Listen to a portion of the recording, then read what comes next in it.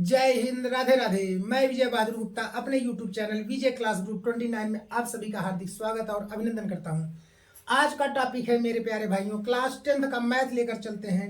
पहला दिन है आपका एक्सरसाइज 1.1 की तरफ चलते हैं। तो प्रश्न आपका क्या है कि स्क्रीन पर दिख रहा है। चलिए हम प्रश्न को एक बार पढ़ते हैं और इसके बाद क्या करते हैं, सॉल्व करते हैं। तो प्रश्न आपका क्या है कि निम्नलिखित संख्याओं के अभाज्य गुणनखंड के रूप में व्यक्त कीजिए। मतलब जो आपकी संख्याएं हैं उसको हमें क्या करना है, अभाज्य गुणनखंड के रूप में व्यक्त करना है। फॉर एग्जाम्पल आपका दिया है यहाँ पर 140। कितना दिया है आपका, 140 दिया है पहले क्वेश्चन का। तो लेकिन आप पहले यह जान लीजिए कि अभाज्य गुणनखंड होता क्या है। अभाज्य गुणनखंड का मतलब क्या होता है। आधे लोग तो बच्चे इसी में कंफ्यूज होते हैं कि अभाज्य गुणनखंड क्या है। अभाज्य गुणनखंड, अभाज्य गुणनखंड का मतलब होता है, अभाज्य मतलब जो संख्या स्वयं से कटे। किससे कटे, स्वयं से कटे। जो संख्या स्वयं से कटे उसे कहते हैं अभाज्य।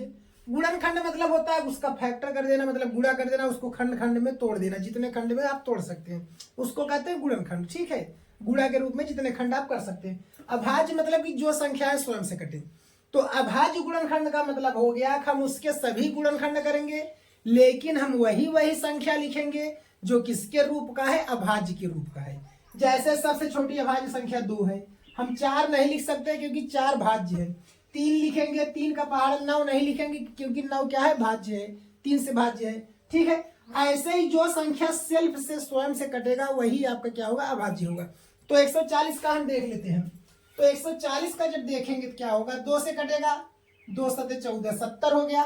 फिर 2 से चेक करेंगे तो कितना हो जाएगा, 2 3 6, 1 बचा, 2 5 10, 35 हो गया।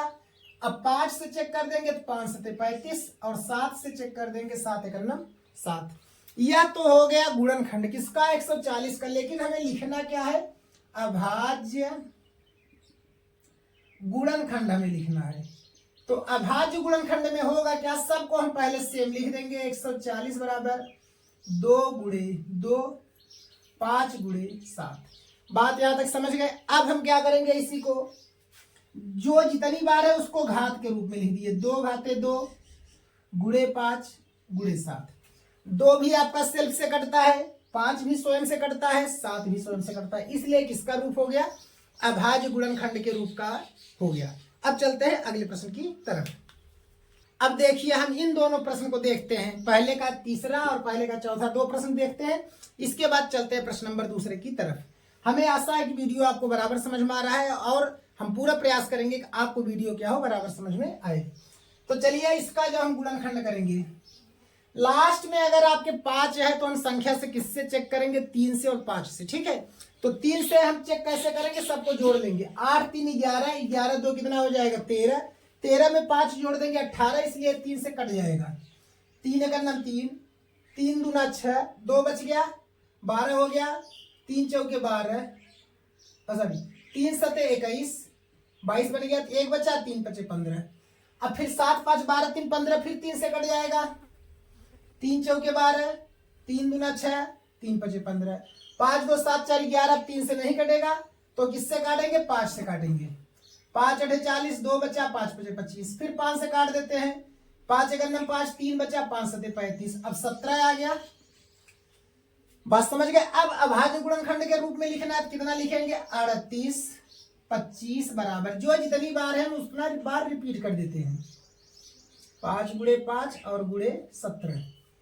तो क्या हो जाएगा मेरे प्यारे भाइयों, 3 घाते 2 5 घाते 2 गुणे 17। यह हो गया आपका क्या, अभाज्य गुणनखंड हो गया 38 25 का। इसी तरह से हम 5005 का भी चेक कर लेते हैं अभाज्य गुणनखंड। चलिए 5005 का जब हम काटेंगे तो लास्ट में 5 है, किससे कटेगा, 5 से ही कटेगा। किससे कटेगा, 5 से ही। 5 1 9 5 00 5 1 9 5। अब यह किससे कटेगा दोस्तों, क्योंकि 1 1 2 2 है तो 3 का बनेगा नहीं, 3 से कटेगा नहीं ना, तो 5 से कटेगा। डायरेक्ट इसको काटेंगे 7 से। 7 1 9 7, 3 बच गया, हो गया 30। 7 चौक 28, 2 बच गया, 7 3 21। अब फिर यह किससे कटेगा, 7 से भी नहीं कटेगा तो काटेंगे इसको 11 से। तो 11 1 9 11, 11 3 33, लास्ट में 13 आ गया, 13 1 9 13। अब क्या हो जाएगा, 5005 का जब हम गुणनखंड करेंगे, क्योंकि यहाँ सब एक बार है, बस हम वैसे लिख के छोड़ देंगे, तो बनेगा कितना 5 गुणे 7 गुणे 11 गुणे 13। तो यही आपका हो जाएगा 5005 का अभाज्य गुणनखंड। अब चलते हैं प्रश्न नंबर दूसरे की तरफ।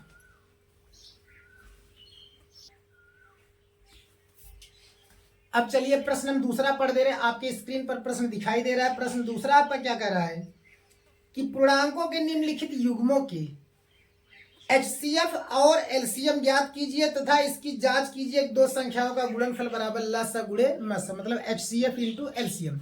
कह रहा है कि इसका हमें पहले क्या करना है, LCM और HCF ज्ञात करना है। इसके बाद हमें इसकी सत्यता की जांच करना है कि हम अगर इन दोनों संख्याओं का गुणा करें तो उन दोनों का जो उत्तर आए वही उत्तर क्या हो, लस और मस का भी गुणा करने पर आए। तो चलिए हम 26 का पहले गुणनखंड कर देते हैं। 26 का गुणनखंड करेंगे 2 गुणे बन जाएगा 13। 91 का गुणनखंड कर देते हैं, क्या होगा 7 गुणे 13। ए हो गया गुणनखंड। अब हम क्या करेंगे, इसका लस निकालेंगे और मस निकालेंगे। ठीक है, तो लिखेंगे क्या LCM। ठीक है, LCM में जो कॉमन होता है उसको लिखते हैं, बाकी जो नहीं कॉमन होगा उसको भी। कॉमन दोनों में 13 है, 13 लिख देंगे, बाकी जो शेष बचे उसको लिख देंगे। तो हो जाए कितना प्यारे बच्चों, 7 दूना 14, 14 गुणा 13 कर दीजिए, 14 त्रिक 42। हासिल लग गया कितना है आपका 4, फिर 14 का नाम 14, 14 4 18, 182। अब निकालेंगे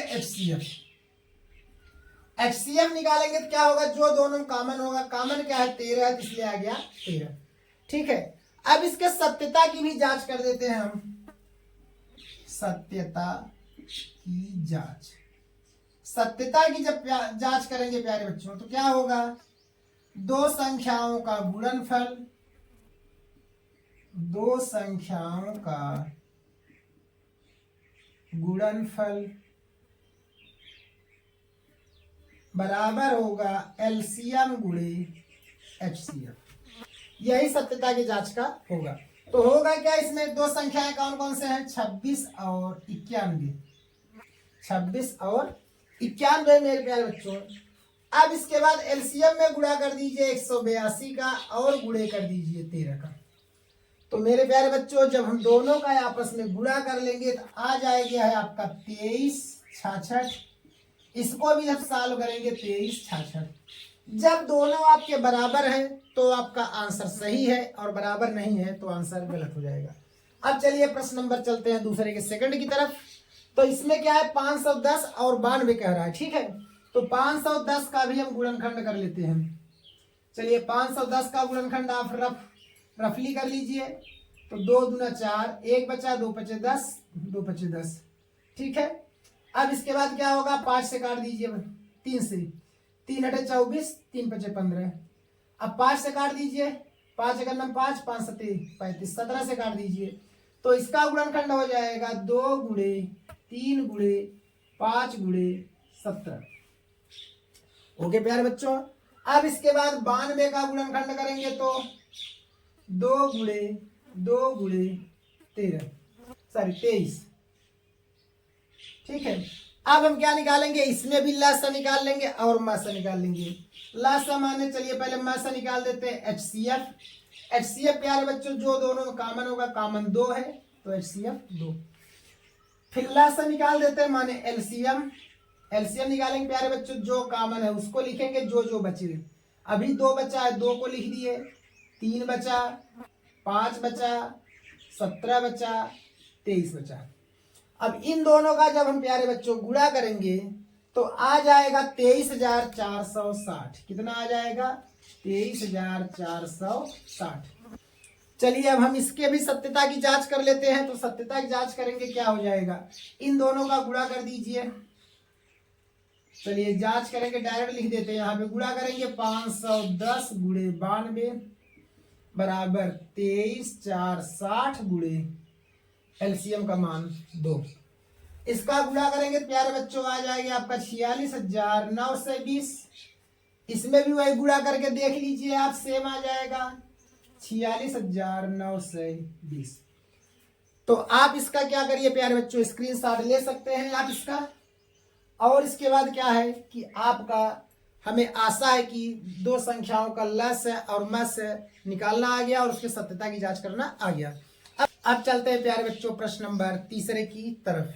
तीसरा आपका स्क्रीन पर प्रश्न दिख रहा है। इसके बाद हम क्या करते हैं, प्रश्न को एक बार पढ़ देते हैं। तो प्रश्न आपका क्या है प्यारे बच्चों कि अभाज्य गुणनखंड विधि द्वारा निम्नलिखित पूर्णांकों के एलसीएम और एचसीएफ ज्ञात कीजिए। मतलब कहने का है कि आपके अभाज्य गुणनखंड विधि द्वारा हमें क्या करना है, इसका एलसीएम और एचसीएफ ज्ञात करना है।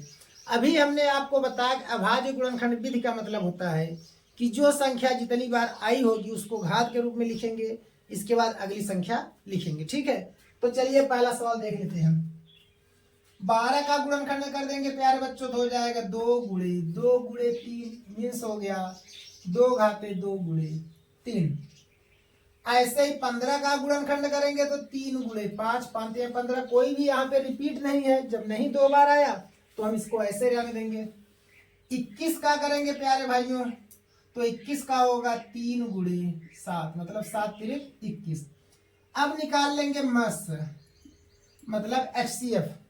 मस का मतलब होगा जो तीनों में प्यारे बच्चों कॉमन होगा। तो तीनों में क्या कॉमन है आपका, सिर्फ 3 कॉमन है, इसलिए उत्तर हो जाएगा 3। फिर लिखेंगे लस। लस में क्या होगा, जो सब में कॉमन होगा उसको तो लिखेंगे, बाकी इसके बाद जो बचेंगे उसको लिख लेंगे। तो सब में कॉमन 3 था, बचा कितना 2 घाते 2 और बचा 5 और बच गया 7। तो प्यारे बच्चों इसमें हो जाएगा 2 दूना 4 बचे 20 20 तिहाई 60 60 का गुणा 3 करेंगे तो कितना हो जाएगा 6 सते 42 420 आ जाएगा प्यारे बच्चों इसका आपका लसन। अब चलते इसी तरह से हम इसका दूसरा प्रश्न बता देते हैं आपको। दूसरा प्रश्न क्या है, 17 है 23 है 29 है। तो 17 का जब हम गुणनखंड करेंगे 17 गुणे बन जाएगा प्यारे भाइयों 1। 29 का करेंगे मेरे प्यारे बच्चों तो होगा क्या 29 गुणे 23 का तो 23 गुणे कितना बन जाएगा 1, क्योंकि किसी से कटेंगे नहीं, अभाज्य संख्याएं हैं। 29 का इसी प्रकार से करेंगे तो बन जाएगा 29 गुणे 1। तो इसमें हम सबसे पहले क्या करेंगे, आपका मस निकालते हैं। जब मस निकालेंगे तो कॉमन सब में क्या है 1 है, इसलिए आपका उत्तर हो जाएगा 1।